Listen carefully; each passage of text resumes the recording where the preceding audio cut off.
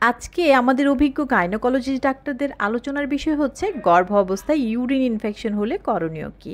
আজকের গুরুত্বপূর্ণ এই ভিডিওটিতে যাদের আলোচনা থাকছে তারা হলেন বিশিষ্ট gynaecologist professor doctor Shahanara Chowdhury ma'am, doctor Sharmin Abbasi ma'am, doctor Sabina Parvin ma'am, doctor Farzana Sharmin Shubhra ma'am, professor doctor Begum Hosne Ara ma'am, professor brigadier general doctor Hasina Sultana ma'am. দর্শক, চলুন দেখি গর্ভ অবস্থায় ইউরিন ইনফেকশন হলে করণীয় কী, বিশিষ্ট গাইনি ডাক্তারদের আলোচনা। তার আগে দর্শক, গর্ভ অবস্থায় বিভিন্ন গাইনোকোলজিস্টদের এমন আরও অনেক গুরুত্বপূর্ণ টিপস অ্যাডভাইস পেতে করসেল বাংলাদেশ ইউটিউব চ্যানেলটি সাবস্ক্রাইব করুন। দর্শক, শুরুতেই থাকছে professor doctor Shahanara Chowdhury ma'am. ম্যামের কাছে শুনবো গর্ভ অবস্থায় ইউরিন ইনফেকশন হলে করণীয় কী, বিস্তারিত। পেশাবে ইনফেকশন মানে কি এটা একটু জানা দরকার। পেশাবে পানি কম খেলে পেশাবের মধ্যে অ্যাসিড থাকে, সেই অ্যাসিডটা ঘন হয়ে যাবে। আপনি দেখেন, আপনি যখন শরবত বানাবেন অল্প পানিতে যদি অনেক চিনি দেন তাহলে প্রথম শরবতটা অনেক ঘন হয়, অনেক মিষ্টি, আপনি মুখে দিতে পারেন না টেস্ট করলে। এরপরে এটাতে আপনি পর্যায়ক্রমে পানি দিয়ে একটা নর্মাল টেস্টে আনেন। ঠিক পেশাব যখন ঘন হয়, পানির পরিমাণ যখন আপনি কম খাচ্ছেন, বিকজ আপনি প্রেগনেন্ট, পানি খেতে পারছেন না, তাছাড়া পানি খেলে বমি ভাব হয়, তাছাড়া দেখা যায় যে এখন শীতকালে সবাই একটু মানে আলসেমি করেও পানি টানি কম খায়, সব মিলিয়ে কিন্তু আপনার পেশাবটা যদি ঘন হয় ওটা কিন্তু জ্বালা, একটা পেশাবের অ্যাসিড গুলি তখন ঘন থাকে, পেশাবের রাস্তাটা তখন জ্বালা জ্বালা লাগে, পেশাবের এই লেয়ারটাতে জ্বালা পোড়া হয়। সেই জন্য আমি বলবো আপনি বেশি করে আগে পানি খান। দৈনিক 8 থেকে 10 গ্লাস পানি খাওয়ার পরও যদি আপনার জ্বালা পোড়া করে তাহলে অবশ্যই আপনাকে পেশাব পরীক্ষা করে দেখতে হবে আপনার কোনো পেশাবে ইনফেকশন আছে কিনা। দ্যাট ইজ পেশাব পরীক্ষায় পাস সেল বলে আর কি, পাস মানে পুজ, পুজের কোনো সেল আছে কিনা। যদি ওটা থাকে 4 থেকে 8 পর্যন্ত প্রেগনেন্সিতে 6 পর্যন্ত নর্মাল, তার চেয়ে বেশি যদি হাই পাওয়ার ফিল্ডে যদি পুজ পাওয়া যায় মানে ইনফেকশন পাওয়া যায় তাহলে আপনাকে একটা অ্যান্টিবায়োটিক, আপনাকে তো অলরেডি অ্যান্টিবায়োটিক দিয়েছে, আমার মনে হয় এখন যেটা করতে হবে, কেন এর বেশি আর অ্যান্টিবায়োটিক খাওয়া উচিত না, আপনাকে যেটা দিয়েছে ওইটা আপনি 7 দিনের কোর্স শেষ করবেন আর পানি খাবেন বেশি করে, তাইলে কিন্তু আপনি ঠিক হয়ে যাবেন। আর তাছাড়া একটু ডাবের পানি টানি খান, এই আর কি, ঠিক হয়ে যাবে ইনশাল্লাহ, পানি খান। কোনো রোগীকে শুধু ইউরিনে জ্বালা পোড়া করে বললেই আমি অ্যান্টিবায়োটিক দেই না প্রথমেই। হ্যাঁ, আমি একটা টেস্ট করে তারপর দেই। কেন, আমাদের দেশে মেয়েদের কিন্তু ইউরিনে জ্বালা পোড়াটা খুবই কমন। তার মানে এটা ইট ডাজন্ট মিন যে ওর ইউরিনে ইনফেকশন। সব ইউরিনে জ্বালা পোড়া করলে ইউরিনে ইনফেকশন না, না এবং না। আপনাকে দেখতে হবে যে আসলে এটা কি রিয়েল ইউরিনে ইনফেকশন কিনা। আমাদের দেশের মহিলারা স্বাভাবিক কারণে, নানা কারণে কিন্তু পানি একটু কম খায়, আবার মহিলারা কিন্তু নানা কারণে বেশি ঘামে। এখন প্রচন্ড গরম চলছে, থাকে না কারেন্ট, বিদ্যুৎ, তাহলে আপনি যদি পর্যাপ্ত পরিমাণে পানি না খান আপনার ইউরিনটা হবে ঘন, গাঢ় আর কি।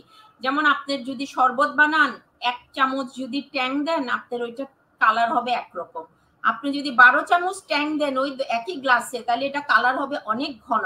কিন্তু আপনি পানি দিচ্ছেন না, আপনি খালি ট্যাং ঢালছেন, তাহলে কি হবে, ওই শরবতের কালারটা ঘন থেকে ঘন, হলুদ থেকে আরো হলুদ হবে। ঠিক আমাদের মেয়েদেরও পেশাবের ব্যাপারটা একই, আপনি কতটুকু পানি খাচ্ছেন এটা ভেরি ইম্পর্টেন্ট। তারপর হচ্ছে আপনি কতক্ষণ পর পর পেশাব করছেন সেটা ভেরি ইম্পর্টেন্ট, আপনি কতটা ঘামছেন সেটা ভেরি ইম্পর্টেন্ট, আপনার খাদ্য তালিকায় পানি জাতীয় জিনিস, স্যুপ, জুস, ডাল এগুলি কতটা থাকে এটাও খুব বেশি ইম্পর্টেন্ট। আর হচ্ছে বেশি ইম্পর্টেন্ট হচ্ছে আপনার এই পানি বেশি করে খাওয়াটা। আমি সব সময় বলি যে আপনি প্রচুর পানি খাবেন। আর আমাদের দেশের মহিলারা একটা জোক আছে না, মহিলারা দিনে একবার পেশাব করে, সপ্তাহে একবার টয়লেট করে, মাসে একবার মাসিক করে, বছর একবার বাচ্চা নেয়, বাচ্চা মানে জন্ম দেয়। তাহলে এই একটা একটা একটা করে দিতে হয়, হবে না, আপনাকে দিনে অনেকবারে পেশাব করতে হবে, বেশি করে পানি খেতে হবে। আবার আমাদের মহিলারা বাহিরে গেলে বাথরুম টয়লেটের অভাবে অনেকক্ষণ পানি না খেয়ে যায়, এগুলোতে কিন্তু পেশাবের ইয়েটা ঘন হয়ে যায়, গাঢ় হয়ে যায়, পানির অভাবে পেশাবের মধ্যে অ্যাসিড থাকে, সেই অ্যাসিডটা যখন আপনি মূত্রনালীর মাঝখান দিয়ে আসে অ্যাসিডের মতো একটা ফিলিংস হয়, এটাকেই জ্বালা পোড়া মনে হয়। অবশ্যই প্রেগনেন্ট হলে আপনাকে একটা ইউরিন টেস্ট, আপনার ডাক্তার যথার্থই একটা ইউরিন টেস্ট দিয়েছে, যদি ইউরিনে পর্যাপ্ত ইনফেকশনের জার্ম পাওয়া যায় 4 to 8 আমরা বলি প্রেগনেন্সিতে 4 to 8, যদি কারো পাস সেল থাকে তাকে অবশ্যই 1 কোর্স অ্যান্টিবায়োটিক খেতে হবে, তাই বলে ঘন ঘন বারবার অ্যান্টিবায়োটিক খাওয়া যাবে না। আপনি ওই যে নিয়ম মেনে চলবেন। আমি সবসময় আমার রোগীদেরকে বলি যে মেয়েদের লাইফস্টাইল রোগ বেশি, মানে লাইফস্টাইল বলতে আপনি দৈনন্দিন চলাফেরার জন্য রোগ বেশি আপনাদের।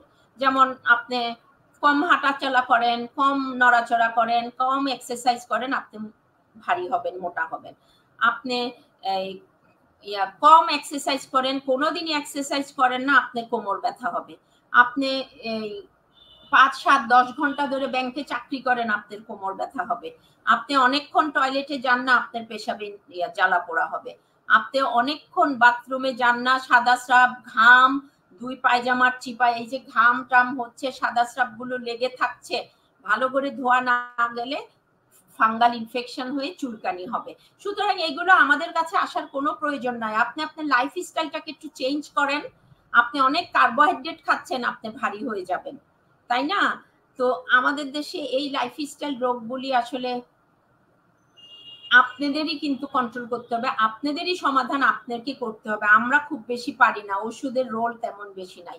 সুতরাং আপনি বেশি করে পানি খাবেন, বারবার বাথরুমে যাবেন, বেশি ঘামলে এক্সট্রা পানি খেয়ে নিবেন, এই আর কি আমার আপনার জন্য উপদেশ। ধন্যবাদ। কিন্তু এর সাথে অন্য কোনো সিমটম আছে কিনা এবং ইউরিন ইনফেকশন যেন আপনাদের বারবার না হয়, এই জন্য আমি কিছু শেখানো নিয়মের কথা বলছি। প্রথম কথা, ইউরিন ইনফেকশন নিয়ে একটু বলতে চাই, সেটি হচ্ছে যে এটি প্রেগন্যান্সিতে কমন। এর কারণেই কমন যে এখানে কিছু হরমোন কাজ করে প্রেগন্যান্সিতে, স্পেশালি প্রোজেস্টেরন হরমোন। যে হরমোনটা সাধারণত যেটা করে আমাদের ইউটেরাস, আমাদের কিডনি, যে বিভিন্ন সিস্টেম, সেগুলোকে একটু নর্মাল পজিশন থেকে একটু ডাইলেট করে দেয় বা মোটা করে দেয়। যার ফলে যেটা হয় যে সেখানে এক ধরনের আমরা বলি যে আমাদের সে কারণে জায়গাটিতে ইউরিন ইনফেকশন হওয়ার চান্স একটা বড় কারণ থাকে। সেকেন্ড একটা বিষয় যেটা আছে এখানে, সেটি হচ্ছে যেটি যে ইউট্রাসের ঠিক সামনে ইউরিনারি ব্লাডার থাকে। প্রেগন্যান্সি যত সামনের দিকে যায় ওটা ব্লাডারকে পুশ করে, যার ফলে অনেক সময় অনেকের প্রপার ওয়েতে ইউরিনটা পাস হয় না।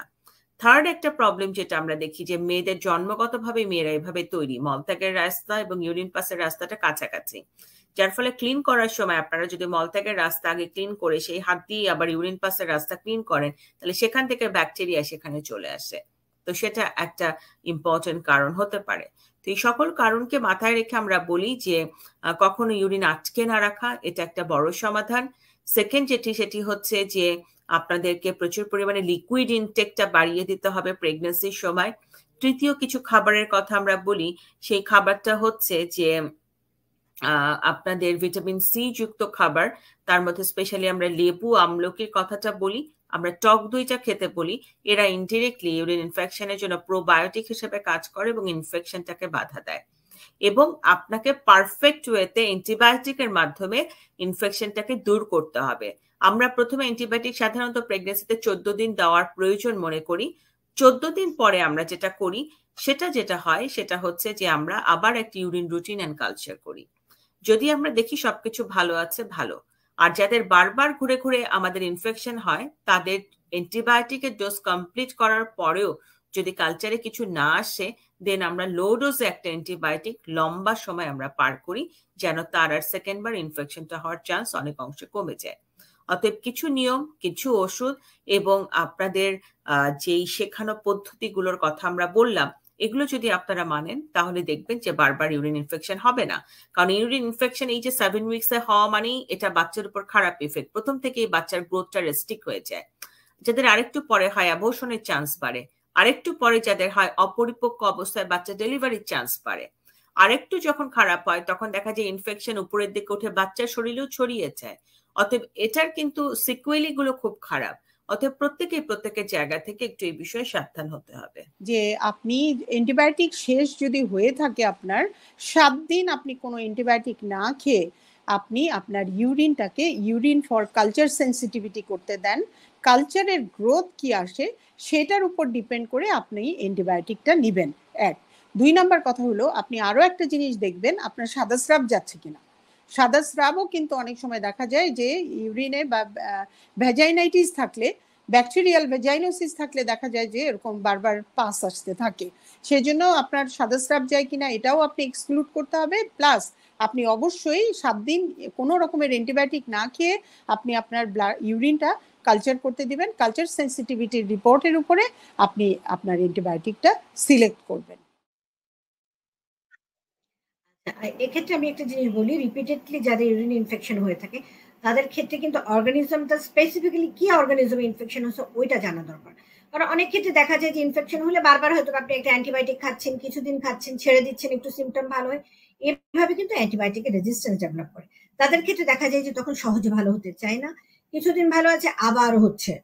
এবং আপনার শরীরে ইমিউনিটি স্ট্যাটাসটাও কিন্তু একটা ইম্পর্টেন্ট, প্লাস আপনার ব্লাড সুগার লেভেলও বেশি কিনা সেটাও কিন্তু একটা ইম্পর্টেন্ট। কারণ যাদের ডায়াবেটিস থাকে তাদের কিন্তু রিপিটেড ইউরিন ইনফেকশন হতে পারে। প্লাস আপনি আপনার পার্সোনাল হাইজিন যেটা সেটাকে কতটুকু মেনটেন করছেন। দেখা যাচ্ছে যে আপনি পাবলিক প্লেসে টয়লেট করছেন বা অনেকক্ষণ পেশাব আটকে রাখছেন, সেগুলো কিন্তু একটা ইম্পর্টেন্ট ফ্যাক্টর।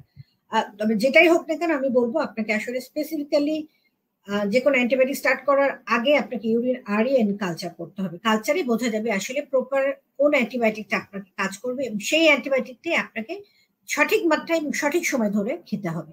তাহলে দেখা যাবে রিপিটেড ইনফেকশন হবে না। এবং অনেক ক্ষেত্রে দেখা যায় যে লং টার্ম অ্যান্টিবায়োটিক খাওয়া প্রয়োজন হয়ে থাকে, সেই জিনিসটা আপনাকে মাথায় রাখতে হবে। যেটা বলছেন যে ওনার ইউরিন ইনফেকশন ছিল, ভালো হয়েছেন, এখন উনি হয়তো অ্যান্টিবায়োটিক খেয়েছেন, এখন ইউরিন ঘন ঘন হয়। আসলে প্রেগনেন্সিতে কিন্তু ইউরিনেশন লাস্টের দিকে খুব আবার ঘন ঘন হয়, কারণ ব্লাডারটা একটু ফুল হলে ইউট্রাস তো গ্র্যাভিড একটা বড় চাপ দেয়, তখন বারবার পেশাব লাগে। এখন যদি ঘন ঘন পেশাবের সাথে ওনার এই সমস্যাটা হয় যে উনি জ্বালাপোড়া করছে, তাহলে অবশ্যই ওনার কিন্তু আবার ইউরিন টেস্ট করে দেখতে হবে যে ঘন ঘনটা কেন হচ্ছে, এটা কি ইউরিন ইনফেকশনের জন্য না অন্য কোনো কারণ আছে। তো যেহেতু ওনার random blood sugar normal, so এটার জন্য সমস্যা না। আর ওনাকে যদি এই সিমটমটা পারসিস্ট করে ওনাকে আসলে ইউরিন টেস্টটা করা উচিত, not only R E urine routine examination, সেটা কালচারাল সেন্সিটিভিটি। কারণ তোমাকে প্রথমেই আমি বলতেছি, তুমি চুলকানি হয় তুমি নিজে নিজেই নিওস্টিন লাগাচ্ছ অথবা এফান লাগাচ্ছ, এটা কিন্তু তোমার উচিত হয় নাই। তোমাকে ডাক্তারের কাছে যাইতে হবে এবং ডাক্তার দেখে বুঝবে যে তোমার ফাঙ্গাল ইনফেকশন হচ্ছে না ব্যাকটেরিয়াল ইনফেকশন না ভাইরাল ইনফেকশন, এটা দেখবো আমরা প্রথমে।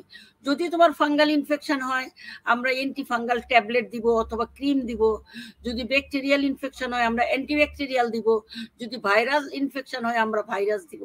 সুতরাং তোমাকে দেখিয়ে টেস্ট করে তারপরে তোমার ট্রিটমেন্টটা নিতে হবে। এই মুহূর্তে তুমি হইতে পারো তুমি একটা অ্যান্টিফাঙ্গাল ট্যাবলেট খেতে পারো, সাথে তুমি আমরা অনেক সময় বলি কুসুম গরম পানির সাথে একটু লবণ দিয়ে ওই জায়গাটা পরিষ্কার করে তারপরে ফান ক্রিম বা নিউস্টেন দেন। কিন্তু তোমাকে অবশ্যই প্রথমে দেখিয়ে তার ফাঙ্গাস না ভাইরাস না ব্যাকটেরিয়াল ইনফেকশন এটা ডায়াগনোসিস করে তারপরে তোমাকে ট্রিটমেন্ট দিতে হবে। হ্যাঁ, ধন্যবাদ। এখানে 14 সপ্তাহে ইনফেকশন হচ্ছে, আমার মনে হয় সাফিসিয়েন্টলি ইনফেকশনটা কন্ট্রোল করা উচিত ছিল, এটা হয়নি, কোনো হয়তো স্টপ করে দেওয়া হচ্ছে বা কিছু। কিন্তু ইউরিন ইনফেকশন একবার হলে কিন্তু এটা বারবারই হতে পারে এবং প্রেগনেন্সিতে ইউরিন ইনফেকশনটা একটু বেশি হয়ে থাকে। সেই জন্য আমি বলবো এটা এখনই আবার ইউরিনটা পরীক্ষা করে কালচার সেন্সিটিভিটি করে কোন অ্যান্টিবায়োটিকটা কাজে লাগবে অ্যাপ্রোপ্রিয়েটলি সেই অ্যান্টিবায়োটিকটাই দিতে হবে। প্রথমে দরকার হলে ইঞ্জেকশনও দেওয়া লাগবে, বা যদি ইঞ্জেকশন না হয় ট্যাবলেটেও আমরা ট্রিটমেন্ট দিয়ে থাকি। ট্যাবলেট খেয়ে অনেক দিন খেতে হবে, এটা শুধু 5 দিন বা 7 দিন ওরকম খেলে হবে না। এবং এটা আমরা সাধারণত যেটা কমনলি যে ওষুধটা দিয়ে থাকি নাইট্রোফুরান্টয়েন, যেটা specific for urinary tract infection, ওইটা খুব ভালো কাজ করে, কিন্তু 7 থেকে 10 দিন